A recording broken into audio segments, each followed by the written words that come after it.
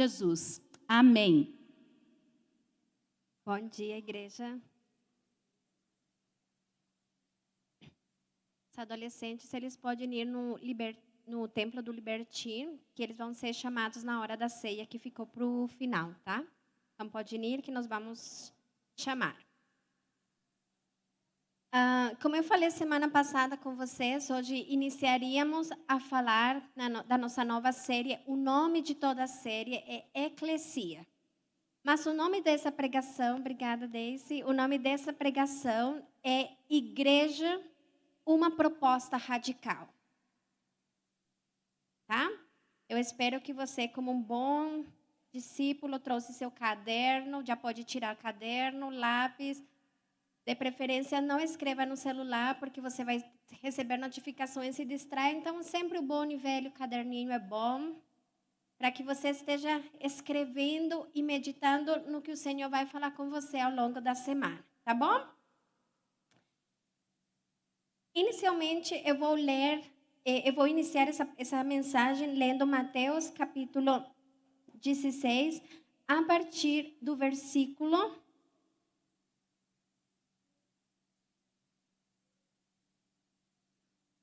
A partir do versículo 15, tá? Deixa-nos dar o contexto. O capítulo 16 se inicia que os sacerdotes e os fariseus...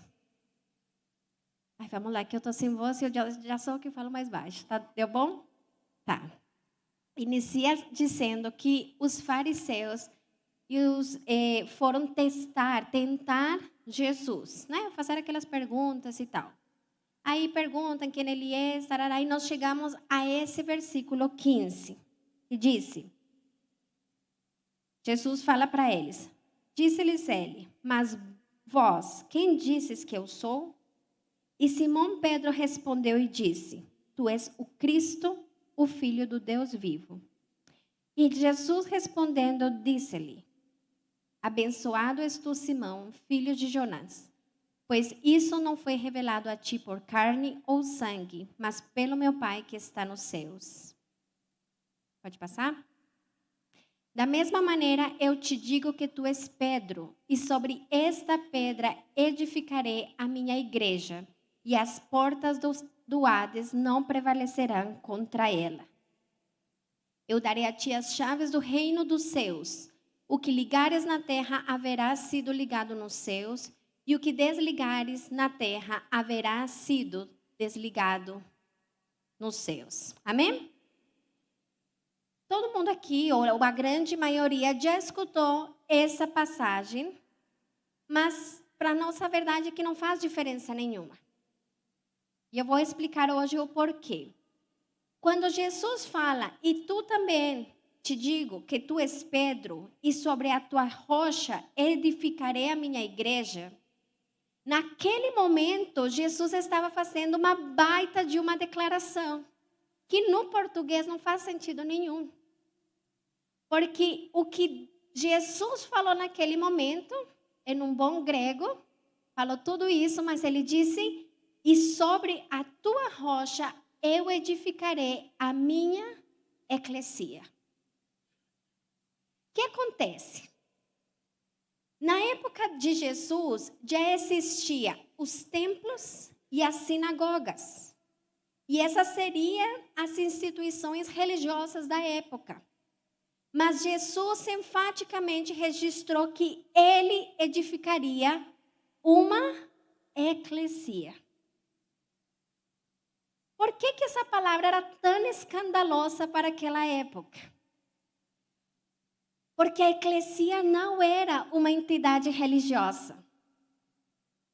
Era uma entidade secular que foi originariamente desenvolvida pelos gregos e depois foi adotada pelos romanos para ganhar territórios.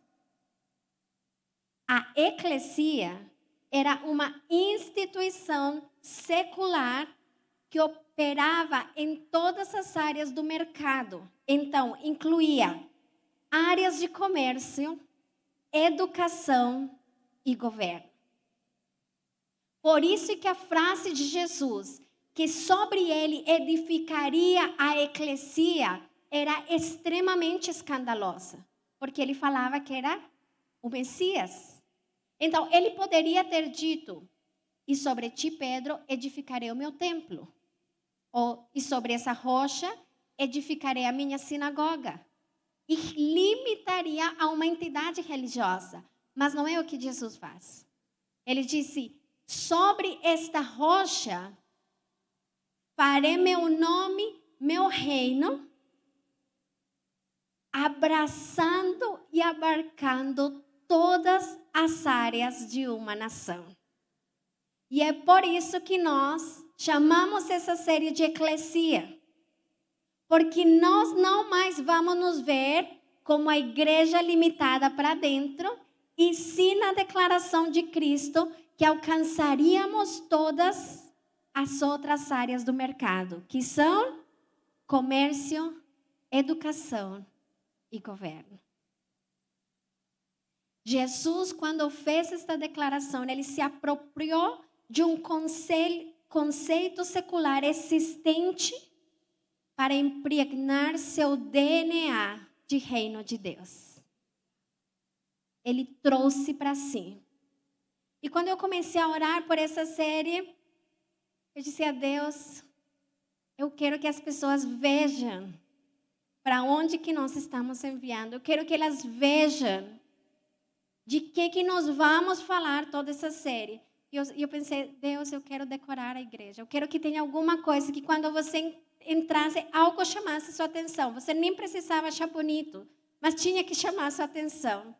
E foram vários domingos não, foram vários dias orando por isso. E em um domingo, o Senhor me mostrou o que eu devia fazer aqui. Ele me mostrou, cameraman, posso andar? Ele me mostrou a nossa eclesia. A Cláudia perguntou para vocês, o que vocês veem aqui? E o que vocês responderam? Campo Grande. É a cidade de Campo Grande, a representação dos seus lugares mais turísticos e representativos. Isso aqui abarca as áreas de comércio, educação e governo. Essa é a nossa eclesia. Esse é o lugar onde nós esperamos que em 2 meses vocês comecem a influenciar. E nós vamos ensinar como vocês vão fazer isso. Durante as vigílias, eu consigo ver com meus olhos da fé, vocês vindo nas vigílias, orar, estendendo seus braços para cada uma dessas áreas de influência e reclamando um lugar importante e significativo naquele lugar. Mas vocês não vão poder fazer isso até não entenderem que a igreja, a proposta de Jesus, era uma proposta radical. E eu quero desafiar vocês a que nós entendamos isso nessa manhã. Então, o que era essa eclesia e como ela era conformada? Eram pessoas comprometidas com o bem-estar da cidade na qual residiam. Vocês gostam de Campo Grande? Vocês gostam de Campo Grande? Isso, gente. Vocês precisam de mais emoção. Eu vou incomodar com isso. Eu acho a cidade de Campo Grande uma cidade muito bonita. De verdade. Não é por efeitos da pregação. A primeira vez que eu vi na cidade, eu achei muito bonita. Eu acho uma cidade organizada, muito arborizada. De verdade, eu acho muito charmosa a cidade de Campo Grande.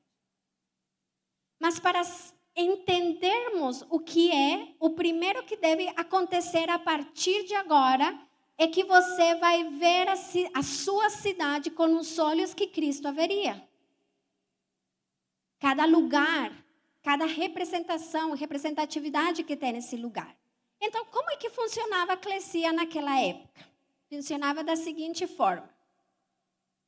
Lembre-se que naquela época nós não tínhamos territórios já estipulados, divisões, fronteiras, territórios acordados como é no dia de hoje. Não que atualmente não estejam tentando roubar territórios, tá? Mas naquela época era muito mais. Então a gente tem todas essas histórias de Alexandre o Grande fazendo conquistas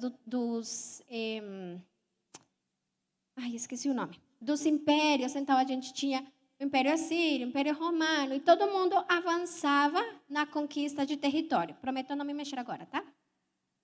Pode sentar. Naquela época, Israel estava sob o domínio do Império Romano. Mas a Grécia já tinha aplicado o mesmo conceito de eclesia. Então, como é que eles faziam? Quando eles ganhavam um território, eles precisavam que aquele território adquirisse o DNA deles, certo? Então, chegava o Império Romano, tomava o território e aí eles precisavam fazer deles a cara deles. Então, como é que eles faziam isso? Chamavam algumas pessoas idôneas, então chamavam aqueles mais com perfil de liderança, bons comunicadores, aqueles que vendiam uma ideia muito fácil, os apaixonavam pela cultura romana. E como faziam isso? Os instruíam na cultura, nas normas, no idioma e até nas vestes, para depois nomear eles anciãos e participantes na eclesia que era estabelecida naquela região. Entenderam como funcionava? Entravam uns, conquistavam o território, escolhiam alguns e esses começavam a disseminar a cultura. E no final, todos agiam como romanos. E por isso foi que Jesus usou esse conceito. Para quê? Para inspirar a igreja na sua forma de agir. Como é que a igreja tem que funcionar? Da mesma forma. Nós ganhamos pessoas, tornam-se seguidoras de Jesus e nós precisamos fazer o quê? Fazer elas se apaixonarem por quem é Cristo. E nesse processo de apaixonamento é que você ensina a cultura, a doutrina, a forma e tudo nessa pessoa irá mudar. E é por isso que Jesus disse que dessa forma ele estabeleceria a eclesia. Uma vez que Jesus faz essa declaração, a igreja de Atos dos Apóstolos fez um compromisso com esse modelo de eclesia e a sua estratégia esteve sempre atrelada a afetar todas as áreas do governo. Nós não encontramos na igreja de Atos dos Apóstolos que eles ficaram para dentro. Não. Eles começaram a fazer isso uns com os outros. Então, o que era a igreja? Sempre que a Bíblia se refere à igreja, não faz isso mencionando prédios e sim pessoas. A igreja dos Atos dos Apóstolos entendiam que eles, as pessoas, eram a igreja. E que eles constituíam a eclesia de Cristo. Está dando para entender? Então, quem são vocês? Vocês. Vamos de novo. Vocês são quem? Igreja. Vamos lá. Vocês são quem? E vocês precisam afetar de que forma? O como? Como eclesia. Vocês são igreja. Fale, eu sou igreja. E eu penso como eclesia. Afetando todas as áreas de governo. Então, o que era o culto? Porque tinha culto. O culto era o encontro que era feito no dia de repouso, que era considerado como a Assembleia Magna, grande Assembleia, onde eles eram equipados para levar a presença de Deus em todas as esferas de influência. Hoje estamos na nossa Assembleia Magna. Culto, Assembleia Magna. Hoje esperamos, você está sendo equipado. Você está sendo inspirado. Você está experimentando Jesus. Você está enchendo. Para quê? Para ser eclesia. Muito bem, irmão Mário. Para que, assim que você sair deste lugar, você passe a influenciar todas as áreas de governo da sua cidade e, se você tiver influência em outros territórios da sua nação e fora dela. É influência. Acontece que cada vez mais nós estamos vendo que isso menos acontece nas igrejas. A igreja vem para consumir um culto, se alimentar, achar legal ou não, cruza a porta, veste seus óculos de agente secreto e vai viver a vida, sem ninguém perceber que o Espírito de Deus está sobre você.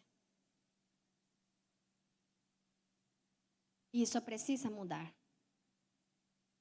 Porque quando vemos no culto, a gente já vem cheio. A gente só vem para pegar um pouco mais daquilo que o Senhor quer continuar dando. Por quê? Porque a eclesia do Novo Testamento descreve que era uma assembleia que operava 24 horas por dia, 7 dias por semana. Atos capítulo 2, versículo 46 disse: e eles, perseverando diariamente em comum acordo no templo e partindo o pão de casa em casa, comiam o seu alimento com alegria e simpleza de coração. Perseveravam quando? Diariamente. Como? De comum acordo com o templo. Mas disse que operava diariamente onde? Nas casas. A igreja, ela não para. Ela é 24 horas, 7 dias por semana. Porque você é igreja na sua casa, você é igreja no trânsito, você é igreja no trabalho, você é igreja em todo lugar que você for. E sendo igreja, você influencia a sua eclesia. Se há um conceito que eu pessoalmente tenho profundo ranço, é do mundo espiritual e do mundo secular. Nem fale isso para mim. Porque a Bíblia me ensina que uma vez que eu estou em Cristo e minha mente foi transformada por Cristo, tudo que eu faço é espiritual. Meu trabalho é espiritual. Dirigir o carro, meu carro é espiritual. Caminho na rua sendo espiritual. Vou na escola da minha filha sendo espiritual. Não há divisão de espiritual e secular para os filhos de Deus. Minha vida é uma representação da igreja de Cristo. Não há dois termos. Eu sou quem eu sou. E isso não muda. E eu sou o que Cristo diz que eu sou. Que eu sou filha amada, comprada por Ele a preço de sangue e coerdeira juntamente com Cristo dos territórios celestiais. Isso eu represento todos os dias. Por isso, as poucas e raras vezes que acontece de eu buzinar porque eu estou brava no trânsito, rapidinho eu lembro que eu sou representação de Cristo. Porque quem nunca, né, gente? Eu não sou de ferro, mas eu lembro. 24 horas, 7 dias por semana. Você já veio visitar o culto das 18? Ou 2 cultos durante o dia é demais? 24 horas, 7 dias por semana. Eu já tive que ir 2 vezes na igreja essa semana. Já fui demais. 24 horas, 7 dias por semana. Diariamente, continuamente, o tempo todo. Porque eu sou igreja. Então, o que a eclesia fazia? O objetivo da eclesia sempre foi a transformação, não somente das pessoas, mas também da sociedade. Pergunto para vocês, vocês gostam do jeito que está a nossa cidade? Eu acho que vocês gostam, não estão revoltados. Vocês gostam do jeito que está a nossa cidade? Vocês gostam de ter que desviar buraco a cada 100 metros que a gente anda? Gostam? Vocês gostam de ir um dia no mercado e o trem está a R$7, ir no outro e estar 11? Vocês gostam? Vocês gostam de sair na rua e ficar o tempo assim? Porque talvez alguém pode roubar você? Vocês gostam? Sabiam que Deus deu o poder para vocês de transformar isso? Porque Ele disse que no nome dEle, o inferno seria amarrado. E vocês fariam isso. Vocês, a nós foi dada a capacidade de transformar a nossa sociedade. E nós não estamos fazendo nada. Se uma cidade não é transformada, quer dizer que a igreja não está cumprindo a sua responsabilidade.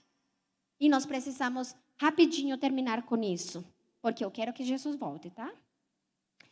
A igreja do Novo Testamento foi tão vibrante e expansiva que fez frente e derrotou as pessoas em instituições políticas e religiosas que trataram de matá-la desde seu início, dizendo: não vos ordenamos, Atos 5:28, não vos ordenamos expressamente que não ensinasses nesse nome? E eis que encheste Jerusalém com vossa doutrina. Prestem atenção. Encheste Jerusalém com vossa doutrina. E intentais lançar o sangue desse homem sobre nós. A capacidade de crescimento da eclesia fez que em 2 anos, diga 2 anos depois que Paulo plantasse a eclesia na cidade de Éfeso, todos os que habitavam na província romana ouviram a palavra do Senhor Jesus. 2.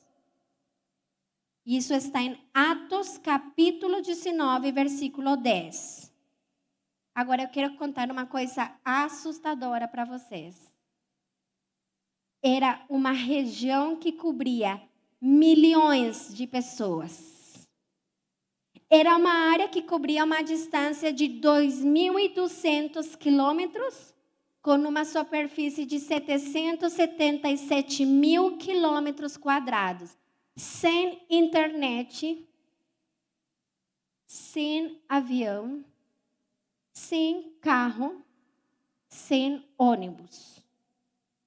Em 2 anos, todo mundo escutou o nome do Senhor. O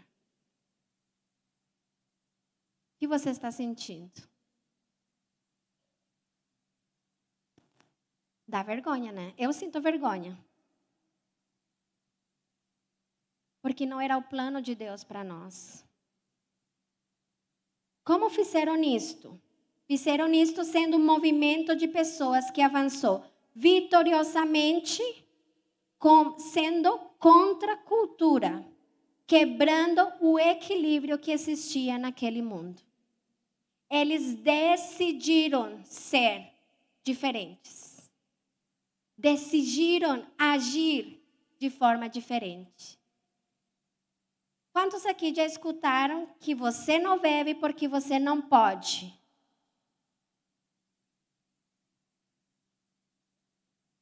Todo mundo. Eu não gosto dessas frases.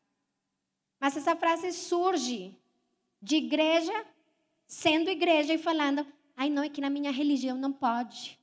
Não é por isso que a gente não bebe, gente. A gente entende que não bebe porque não há necessidade de chegar a um ponto de embriaguez para esquecer os nossos problemas e dificuldades. Porque entendemos que tudo podemos em Cristo que nos fortalece e que não há dependência de nenhuma coisa. Não é porque é proibido. Mas o crente fala, ai, é que eu não posso beber porque entrei na igreja. Você ia querer seguir uma coisa dessas, gente? E Cristo está aqui. Eu vou dizer a imagem que me veio, tá? Cristo está aqui com um restaurante do nível Estrela Michelin. Se você não sabe que isso é o prêmio Oscar da comida. Top. Pouquíssimos restaurantes têm. No Brasil só tem um. Então está aqui Deus, sendo Deus, comida no nível restaurante Estrela Michelin. E dizendo, venham e comam de mim. Aqui está outro povo com comida nível boteco, olhando para você e dizendo, ai, coitado, você não pode comer no restaurante Estrela Michelin. E você aqui no meio, você está certo, eu não posso. Gente, nós precisamos parar com isso. Porque o Senhor disse, eu sei os planos que eu tenho para vocês. Pensamentos de paz e não de mal, para dar o fim que esperais. Ele disse, amado, eu quero que sejas prosperado em todas as coisas. E que tenhas saúde, assim como prospera a tua alma. Mas você escolhe não viver como um discípulo de Cristo. Chega, igreja, de fazer isso. Meu coração, na cada domingo, fica mais cortado ao ver vocês no tempo do louvor. Está aqui o louvor se esgoelando para motivar vocês. E eu vou dizer como vocês têm adorado os últimos domingos.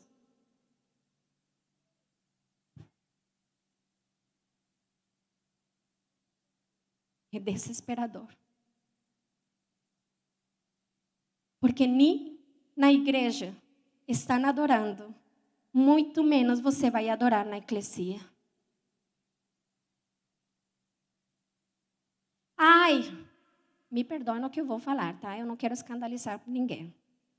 Ai, é que eu sou batista. Eu não sou pentecostal. O sapatinho de fogo que gosta. Se você ler o Antigo Testamento, quando chegou a Arca do Pacto, em Israel, Davi saiu pulando e dançando na presença do Senhor. E ainda não tinha acontecido Pentecostes. Então não tem a ver com a denominação. Tem a ver com que a palavra do Senhor disse.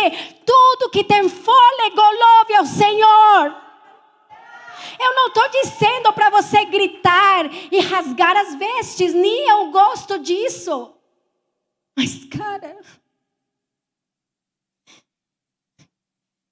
Vamos cantar, vamos adorar.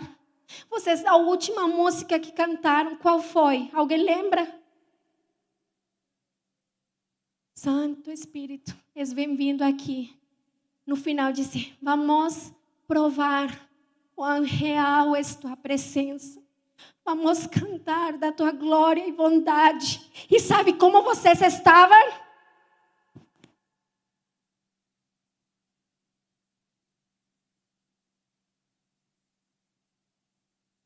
E hoje era o culto da nossa grande assembleia. Se as pessoas que não têm Jesus olhassem para nós adorando o nome do Senhor, queriam conhecer esse Jesus que salva, transforma, dá vida e dá poder? Não. Porque nada inspira.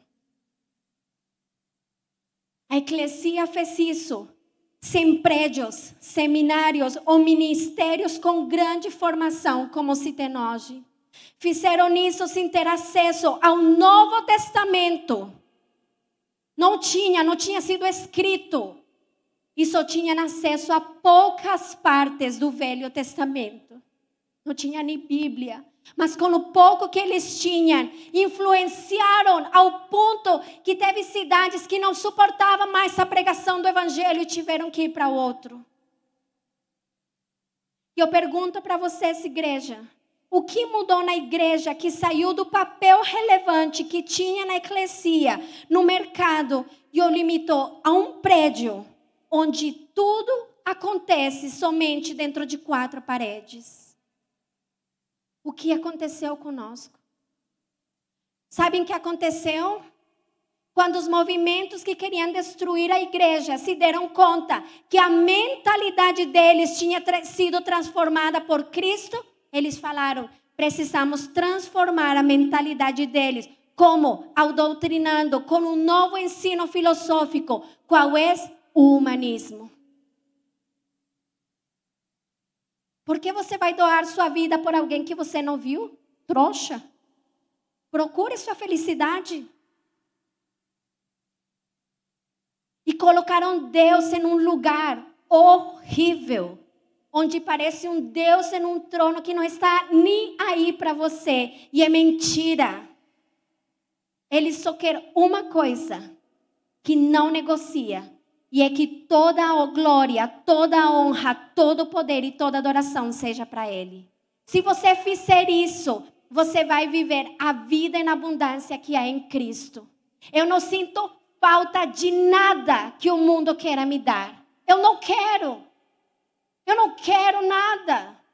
Porque em Cristo eu tenho tudo. E o dia que eu entendi a graça de Deus, eu consegui declarar, Cristo, a tua graça me basta e me é suficiente. Eu não preciso de nada. Nada é tão maravilhoso e sublime como o que acontece dentro destas 4 paredes. Aqui nós temos salvação, cura física, arrependimento, libertação, reconciliação, restauração, ensino bíblico e adoração sublime. Por isso, a pergunta seria, como fazer deste ambiente sublime um acontecimento diário na nossa vida? Vocês acham que vocês estão perdendo? E por esse pensamento infeliz, você não vive tudo que o Senhor tem para você. Você não está perdendo nada. Mas você também não está vivendo a plenitude de Cristo. Igreja, nós não estamos vivendo a plenitude de Cristo. É necessário redescobrir a identidade eclesia que Jesus nos garantiu, que prevaleceria contra as portas do inferno, para que não somente pessoas, como também as nações e seus governantes, sejam salvos. Muitas pessoas têm saudade de um grande avivamento e esperam que o avivamento venha para elas poderem experimentar. Mas o avivamento só irá acontecer quando nós, pessoas, começarmos a clamar por elas. Eu quero mostrar um vídeo para vocês que resume tudo o que eu falei aqui. E eu encerro para que possamos ceiar.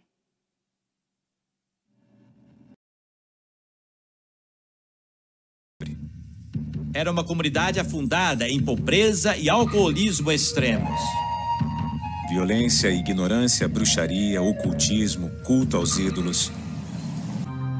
Sofríamos com pobreza, violência, ignorância e, além disso, o álcool era o problema principal. Nós tínhamos muitas cadeias porque tínhamos tantos problemas. O chefe de polícia, Donato Santiago, recorda que as pessoas estavam sempre brigando. As autoridades construíram 4 cadeias, mas nem isso conseguiu conter os problemas. É apenas uma máscara, mas é uma potestade poderosa que acorrenta as pessoas. Durante esses dias obscuros, o evangelho não prosperou. Era comum evangelistas de fora serem atacados pelo povo com pedras e paus, e pequenas igrejas locais também eram apedrejadas. Cristãos evangélicos eram uma minoria desprezada. Numa certa ocasião, 6 homens enfiaram uma arma na garganta do pastor Mariano. Enquanto começavam a puxar o gatilho, ele começou a orar em silêncio, pedindo a proteção do Senhor. Puxaram o gatilho, mas nada aconteceu.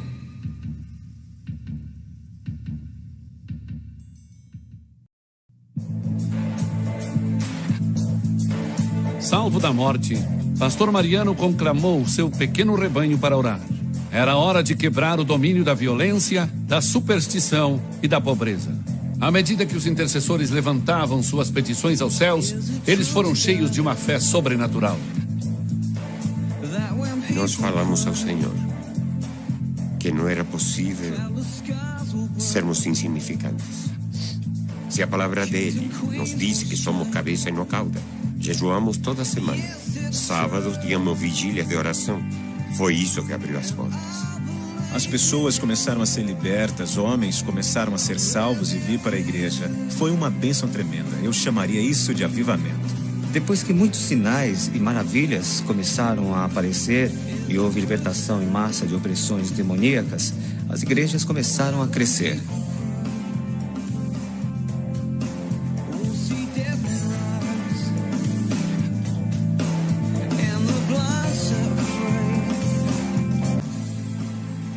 Uma cura dramática envolveu uma mulher chamada Teresa. Um procedimento médico mal feito deu início a uma gangrena. Seus órgãos internos estavam literalmente se decompondo. Eu senti uma dor muito forte. E eu não podia nem andar. Ela já estava para morrer, na verdade. Mas, graças a Deus, acima de tudo, na verdade, logo depois, chamaram o pastor e nós oramos por ela. A casa estava cheia de familiares e vizinhos que tinham se aglomerado do lado de fora. Todos pensavam que ela estava morrendo. O cheiro de morte estava por toda parte. Eles me chamaram para preparar o velório e no caminho para lá o Senhor me disse para orar por ela. Então fui até a cama dela e disse: em nome de Jesus Cristo, levanta.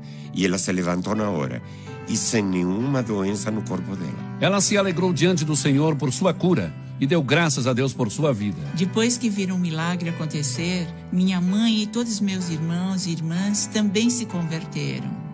Com tantos testemunhos dramáticos, centenas começaram a dar seus corações a Cristo. Quando as pessoas começaram a ver que o evangelho estava mudando vidas, passaram a prestar atenção. As pessoas começaram a se sentir mais e mais atraídas pelo evangelho porque viam a transformação na vida das pessoas. Agora, há mais de 2 dúzias de igrejas evangélicas em Almolonga, uma cidade de apenas 19.000 pessoas. A igreja do pastor Mariano, El Calvário, tem 1.200 lugares e está quase sempre lotada. Mas a presença do Espírito Santo não é medida apenas pelo crescimento das igrejas. Um passeio pelo agitado distrito comercial de Almolonga revela o impacto de uma transformação social. Ruas e comércios têm nomes bíblicos. Visitantes acham esse ato de fé público extraordinário. Mas pastor Mariano vê isso como sendo algo perfeitamente natural. Como você pode dizer que ama a Deus e não demonstra isso? Na Bíblia não está escrito que Paulo não se envergonhava do evangelho. Antes, Almolonga era cheio de bares, com 36 ao todo. Agora há apenas 3. E à medida que a bebedeira foi diminuindo, a violência também foi acabando. Por 20 anos, a taxa de criminalidade tem diminuído regularmente. Em 1994, a última das 4 cadeias de Almolonga foi fechada. O prédio foi reformado e agora se chama o Salão de Honra. Para o chefe de polícia Santiago, esses são os bons tempos. Não tem mais cadeias da cidade? Não, nenhuma. Porque você não precisa mais delas? Não, porque não há ninguém cometendo delitos. Esta é uma cidade muito tranquila agora. Até mesmo a vida agrícola da cidade renasceu. Durante anos, as colheitas ao redor de Almolonga foram castigadas com uma combinação de terra árida e maus hábitos de cultivo. Mas à medida que as pessoas se converteram a Deus, elas presenciaram uma surpreendente transformação da terra. Almolonga se tornou um vale Fértil. É tão fértil e a terra está tão boa que produz os melhores vegetais.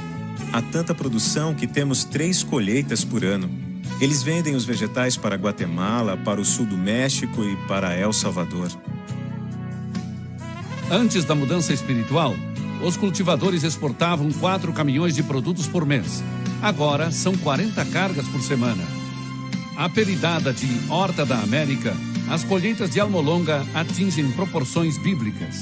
Você tem que ver para acreditar. As beterrabas pesam em média 3 quilos. Cenouras deste tamanho. É simplesmente inacreditável. Olha, é maior que meu braço. É maior que meu braço. O prefeito da cidade, um cristão genuíno, recebeu uma multidão de quase 15 mil pessoas na Praça do Mercado.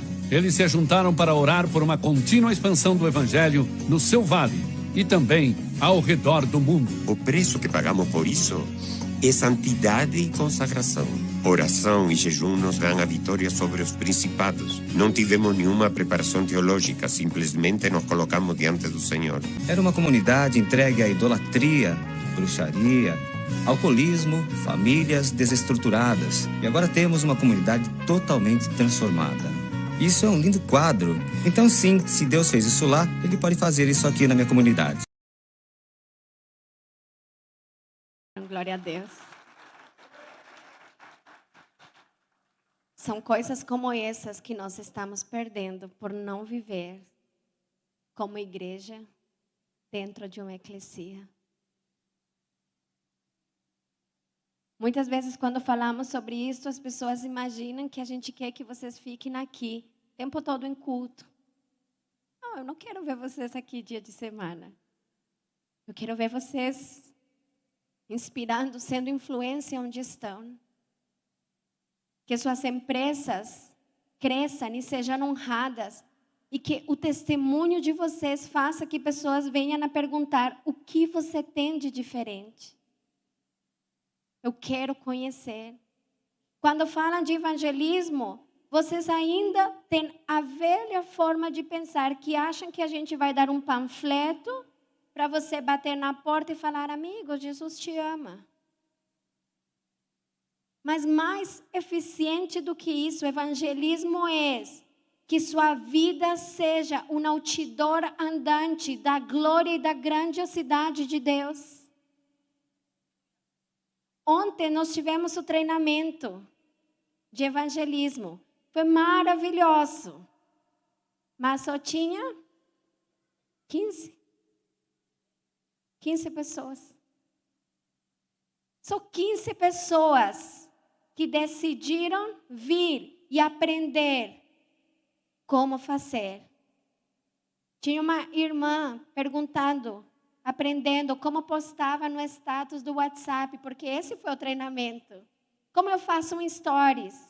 Como eu crio engajamento para as pessoas quererem falar de Jesus. Como eu posso ser intencional em tudo que eu faço na minha vida. Se sua vida for um reflexo de Cristo, você não tem que fazer mais nada, porque as pessoas vão vir até você perguntando o que há de diferente.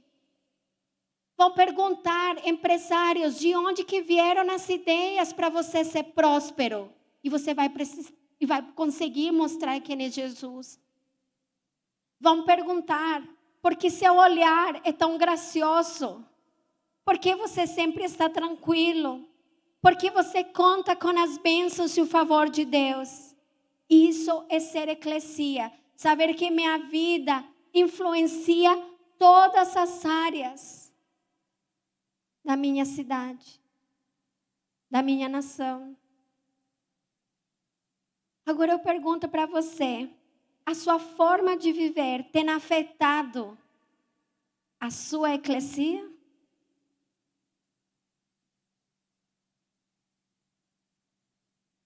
O que você faz todos os dias afeta de alguma forma a sua eclesia? Ou você tem vivido no mundo secular?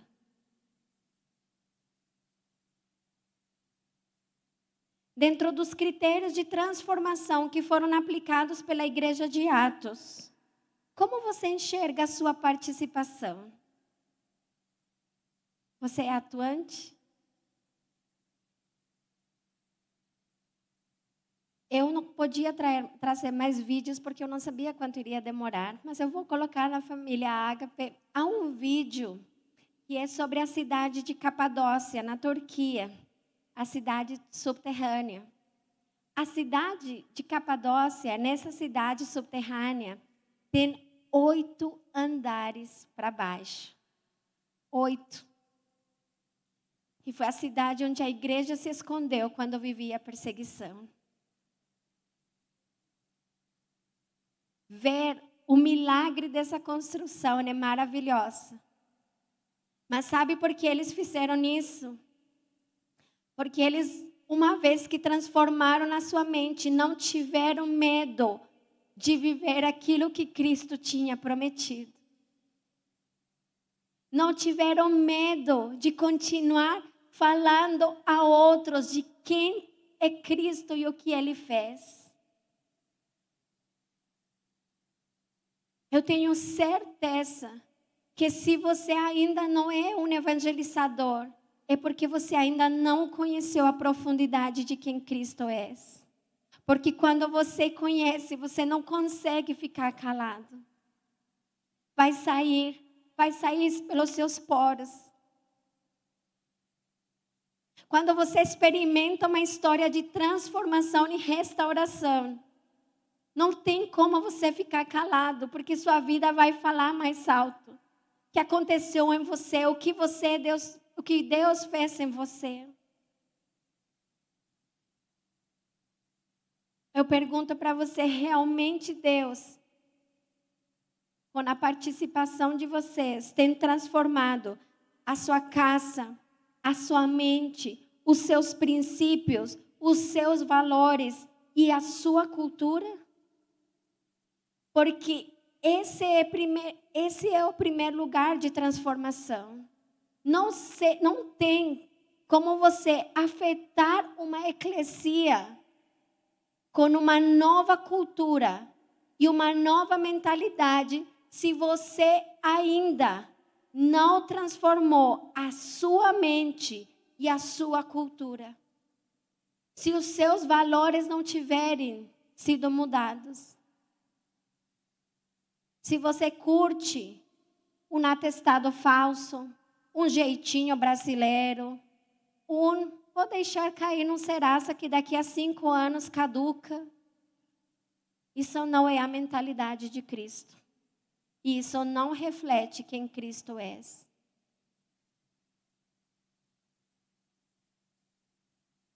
Se você limitar a sua fé a vir 2 horas na igreja e ainda você chega às 10h15, 10h30, ainda tem muito para ser transformado. Você sabia que 15 minutos antes de iniciar o culto, já estamos em intercessão? Preparando, orando, intercedendo por você?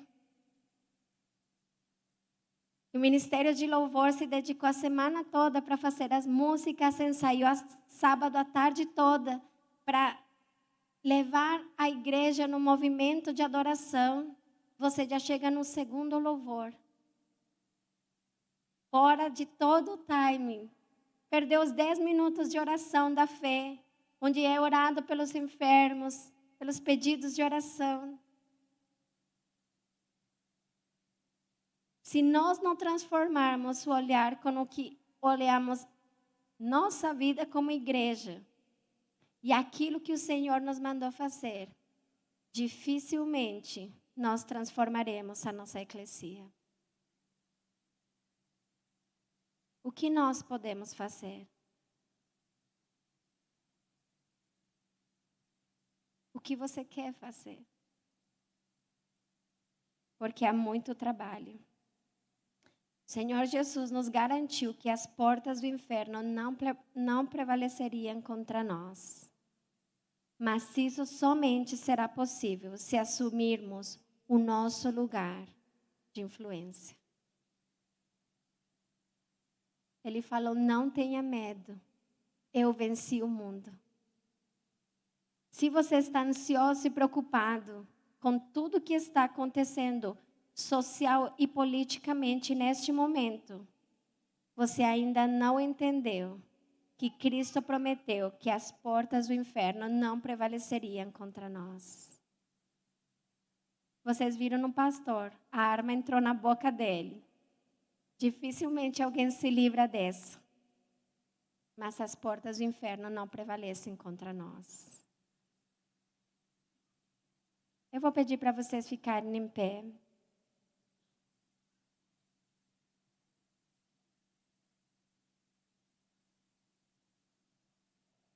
Queridos, é tempo da igreja se levantar.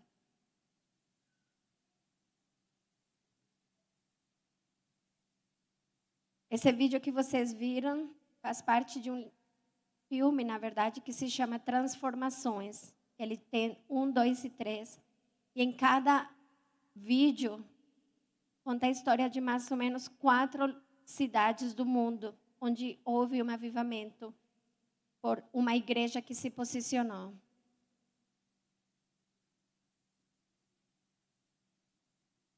Nós precisamos ser uma igreja que se posiciona. Eu amaria se saísse Transformações 4 e uma das cidades que está registrada é o avivamento que aconteceu em Campo Grande por uma igreja que se posicionou.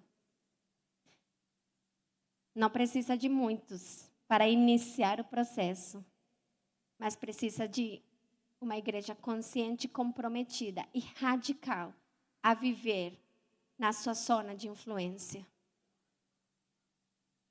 Não fique esperando o avivamento. Seja o avivamento. Seja. Provoque. O reino dos céus pertence aos valentes. E só eles o arrebatam. Precisamos mudar a nossa posição. Eu não sei o que você está sentindo nesse momento. Mas se você entende que você não está vivendo nesse espaço de influência que você deveria estar vivendo, aí onde você está, ou aqui na frente, ou como você quiser, você pode se ajoelhar e se consagrar diante do Senhor.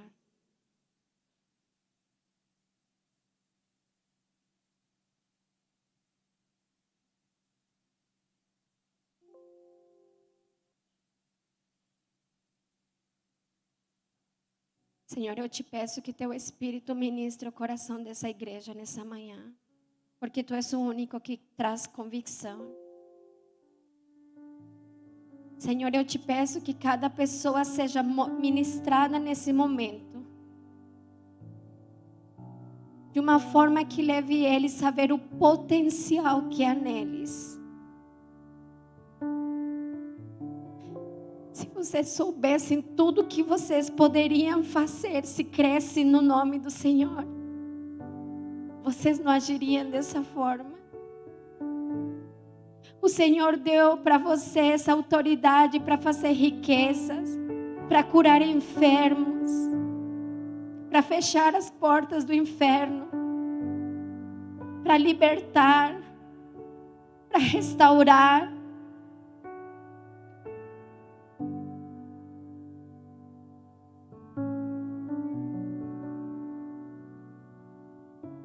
Não viva na mediocridade espiritual. Não se conforme com migalhas dentro daquilo que o Senhor prometeu para a igreja. Vocês merecem muito mais do que isso. Sua vida é tão preciosa que merece viver a plenitude de Cristo. Mas Ele não pode entregar se você não tiver uma vida consagrada a Ele. Se você ainda for egoísta com Deus e só se preocupar pelos seus vanos desejos. Mas seu Deus é tão grande em misericórdia que Ele não se importa em nos sabendo abençoar. Ele quer. Ele deseja isso. Ele preparou tesouros para nós. Senhor, que esta igreja se levante como poderoso gigante. Senhor, eu quero resistir todo espírito de apatia, de indiferença, de preguiça. Eu dou uma ordem, Senhor, para que seja anulado e caia por terra no nome de Jesus. E se você percebe que você tem sido apático, você tem sido indiferente, orgulhoso, tome uma decisão no mundo espiritual e cancele isso sobre sua vida. É uma batalha, porque todo conspira e coopera para que você não se envolva na extensão do reino dos céus. Se posicione. Se posicione. Entenda seu lugar no reino de Deus e haja sobre isso. E Senhor, eu te peço que a igreja experimente a profundidade, a largura e a extensão do teu poder. Que sinais, que milagres saiam deste lugar. Seja usado e comece a pedir para o Senhor o que você quer ver acontecer na sua vida. Fala: Senhor, eu quero que quando eu ore por um enfermo, esse seja curado. Senhor, eu quero que meus negócios sejam prósperos para abençoar a tua casa, para abençoar, para sostener missionários no campo. Seja usado. Se tiver aqui professores, orem para que seu ensino transforme uma geração. Ore para estratégias para quebrar as maldições que estão vindo desde as escolas. Clame. Se você é uma secretária, é um secretário, ore para que a pessoa que você serve, o seu cuidado chegue. Se você no seu trabalho é posição de autoridade e sobre você, sobre sua responsabilidade a pessoas, clame por eles, seja um intercessor, aprenda a ver eles com os olhos de Jesus e peça que sua vida seja em honra, que sua vida esteja alta, engrandecida. Por que em Babilônia as pessoas gostaram de Daniel e seus amigos? Porque eles representavam a grandiosidade do Senhor. Seja igual a eles, represente a grandiosidade do seu Deus. Não haja mais como um morador de rua, sem pertencimento a família nenhuma. Não haja como se você não tivesse um lugar ao qual pertence. Deus disse: eu sou quem eu sou. E dei autoridade para vocês. E nessa autoridade eu os fiz co-herdeiros juntamente com meu filho. Você é co-herdeiro do reino dos céus. E você muitas vezes age pior que morador de rua que não tem nada. Não faça mais isso. Se posicione. Eu vou pedir para vocês ficarem em pé, posicionados em quem são em Cristo.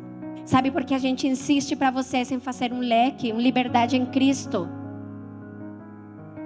Porque as maiores paralisias de vocês estão na mente, onde não se sentem dignos, onde não se sentem capazes. Rompam tudo aquilo que os está impedindo de viver a plenitude de Cristo. Amém? Quando eu estava orando pelo culto de ceia, o Senhor me trouxe uma imagem muito bonita do que acontecia na igreja de Atos de Apóstolos. A ceia era nas casas, era nos grupos pequenos. E eu vou pedir para convidar, na verdade não vou pedir nada, eu quero convidar vocês a representarem um grupo pequeno nessa noite, nessa manhã. Vamos fazer 5 grupos pequenos. E vão ser grandes, né? Mas vão ser 5. por causa de logística. E eu quero que alguém cheio do Espírito de Deus fale do amor de Jesus naquele grupo. Vocês já fizeram isso, eu sei, porque quando eu vim para essa igreja, a ceia era assim. E parou por causa da pandemia, mas é no grupo pequeno que se fala de Jesus. Podemos fazer rapidinho 5 grupos. E eu vou pedir para os casais, Eliezer e Denícia, Reginaldo e Raquel, o Ted e a Tina, o Heitor e a Eduarda e a Deise e a Marta. Cada casal vai facilitar um dos grupos, vai levar o alimento. Mas o alimento será entregue um ao outro. Corram. Os adolescentes já vão vir para integrar os nossos grupos.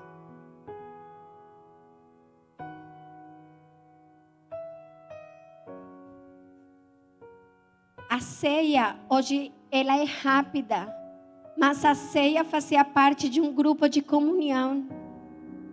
De um grupo de troca. E o que era falado nesse grupo?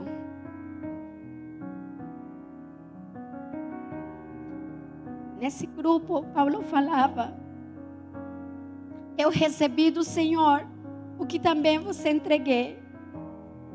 E nesse momento, nesse grupo pequeno, lembrava do que foi feito na cruz. E diziam que o Senhor Jesus, na mesma noite em que ele foi traído, tomou pão. Ele foi generoso mesmo na dor. E tendo dado graças, ele partiu e disse: tomai e comei. Isso é meu corpo que é partido por vós. Façam isso, por favor, em memória de mim. Não esqueçam que eu dei meu corpo porque eu amava vocês. E depois, da mesma maneira, também ele tomou o cálice, depois de cear, dizendo: este cálice é o Novo Testamento no meu sangue. Faça isso todas as vezes que o beberdes em memória de mim. Porque todas as vezes que comerem nesse pão e beberem esse cálice, proclamam a morte do Senhor até que Ele venha. E por isso eles faziam nas casas. Porque era nas casas que proclamavam que Ele iria voltar. Porque era nas casas que eles lembravam que Cristo tinha dado sua vida. Porque era nas casas que eles ensinavam os valores e a cultura. Era no grupo pequeno que eles celebravam tudo que Jesus tinha feito. Portanto, qualquer que comer este pão e beber este cálice do Senhor indignamente, terá culpado do corpo e do sangue do Senhor. Mas examine-se o homem a si mesmo, e assim coma deste pão e beba desse cálice. Pois aquele que come e bebe indignamente, come e bebe condenação para si mesmo, não discernindo o corpo do Senhor.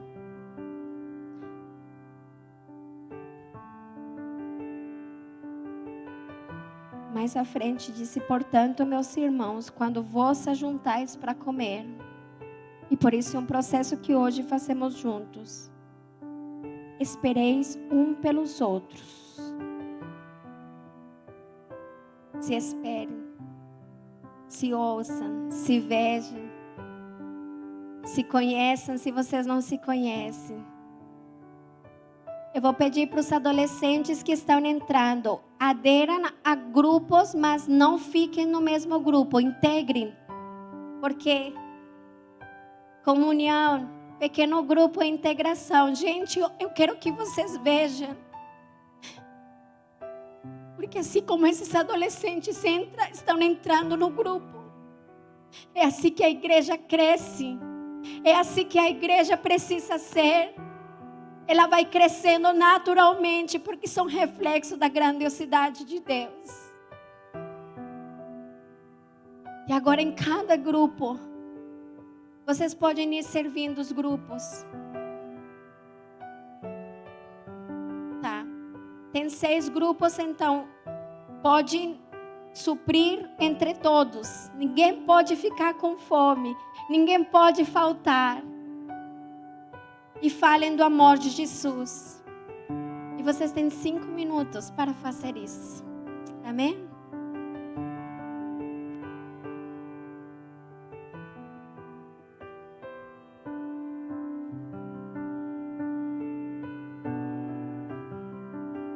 Enquanto vão servindo alguém, eu gostaria que começasse a falar do que Jesus tem feito na sua vida. E se tiver pessoas novas, é o tempo de acolher. É o tempo de se apresentar. De dizer você bem-vindo nessa casa. Muito amado e muito desejado por nós.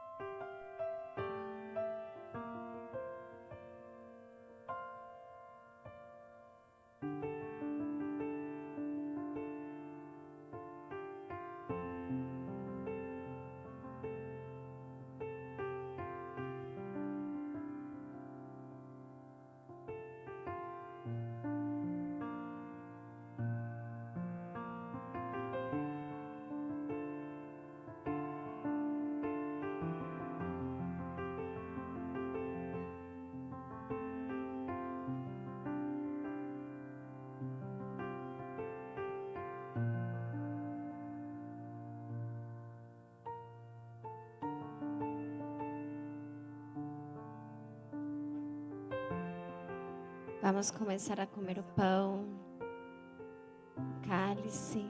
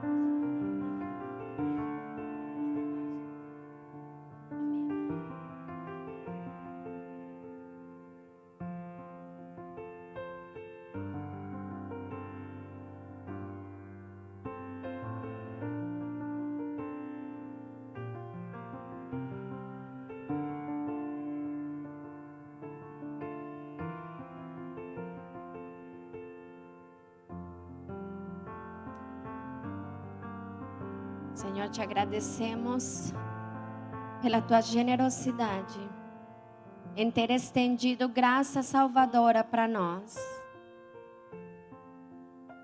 Que muitos grupos assim aconteçam na nossa igreja, para pregar, para falar, em alta voz, nas praças, nos parques, ousadia para fazer o nome do Senhor famoso onde quer que for. E te agradecemos, Senhor, por isso, no nome de Jesus. Amém. Amém. Quantos dão um glória a Deus? Igreja, que o Senhor, que a graça sobrenatural dele esteja com vocês. Eu tenho um desafio para vocês. Prestem atenção. Tenho 1 minuto para fazer isso. Depois de tudo que podem tomar. Depois de tudo que vocês ouviram, prestem atenção. Eu gostaria que vocês olhassem a Holy Fest de um jeito diferente. É para a igreja, mas é para o alcance da nossa eclesia. Estão prestando atenção? Eu não acho. Eu tenho 1 minuto, gente, porque eu já passei. A Holy Fest é a ponte para convidar, para influenciar a nossa sociedade. Wesley, por favor. Estão prestando atenção? Nós queremos que vocês venham, mas tragam pessoas, convidem, chamem para rir, para acompanhar, para ser parte de nós. E sexta-feira eu gostaria de convidar vocês a virem na vigília. A partir de agora a vigília, ela tem ênfase em interceder pela nossa igreja, para ser influência na eclesia. Se você não sabe como fazer, venha. Nós vamos orientar a intercessão. Nós vamos pedir que o Espírito de Deus comece a nos ensinar a como fazer. Amém? Que a graça poderosa do Senhor esteja com vocês. Que o Santo Espírito que os ungiu para pregar as boas novas do Evangelho gere encontros divinos para vocês nessa semana. Empresários, que essa semana vocês vejam o favor e os milagres de Deus acontecer. Que aqueles que estão esperando assuntos de emprego, vocês tenham respostas. Que pessoas que estão esperando dictames de exames, diagnósticos, que venham com a cura do Senhor. Que vocês possam ir e impactar a sua cidade. Que vocês sejam radicais na sua expressão. E que seja uma semana onde tudo que você fizer, você faça para a glória de Deus. Amém? Deus abençoe vocês.